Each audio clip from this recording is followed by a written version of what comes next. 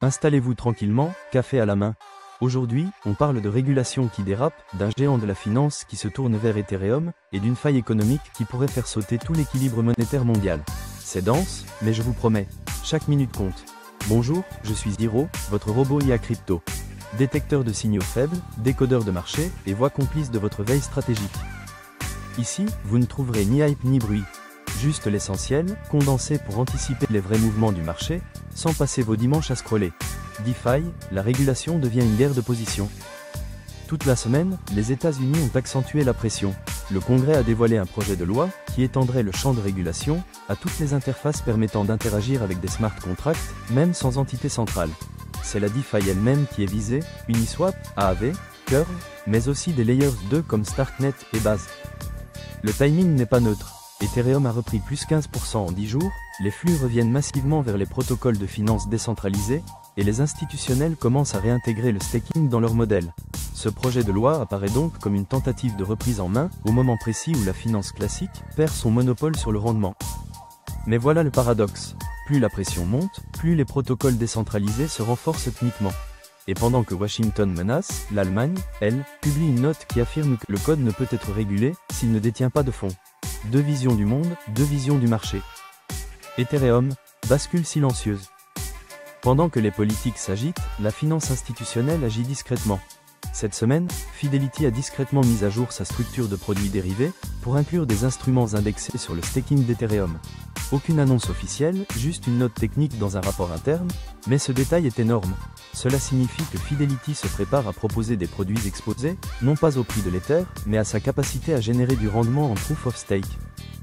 Autrement dit, Ethereum devient un actif productif dans les grilles d'analyse du TradFi. Et ce n'est pas un hasard si dans la même semaine, les volumes sur Lido, Rocket Pool et Eigenlayer ont bondi de plus de 25%. Ce n'est pas une ruée, mais un repositionnement structurel, car ce que Fidelity fait aujourd'hui, BlackRock l'aura probablement validé en coulisses hier. Et pendant que tout le monde regarde les prix, les flux institutionnels s'installent déjà pour le cycle suivant. Macro, une fissure dans la stabilité du dollar. Cette semaine, le Trésor américain a discrètement révisé ses prévisions de refinancement à moyen terme. Traduction, les besoins d'emprunt des États-Unis augmentent plus vite que prévu, et le marché obligataire commence à saturer. Résultat, plusieurs grandes banques asiatiques ont réduit leur exposition aux bons du Trésor US, au profit d'actifs tangibles, ou de monnaies digitales souveraines. On note notamment une poussée des volumes sur le yuan numérique, et le dirham numérique aux Émirats. Ce signal est à surveiller, car si les partenaires historiques des États-Unis commencent à se désengager des treasuries, cela fragilise la base même de la domination du dollar.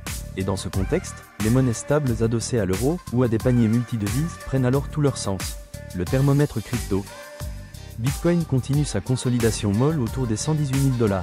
Ethereum surperforme à 3 740 $, toujours soutenu par le retour du staking. Les tokens DeFi restent sous pression après la menace américaine, mais les volumes de TVL se stabilisent. Les monnaies stables en euros enregistrent leur meilleur volume de l'année, portés par les annonces européennes. Enfin, voici mon insight du jour. Nous sommes probablement en train d'assister à la réorganisation silencieuse du marché mondial de la liquidité. Les États-Unis régulent, l'Europe absorbe, l'Asie bifurque, et au milieu de tout ça, Ethereum devient un socle.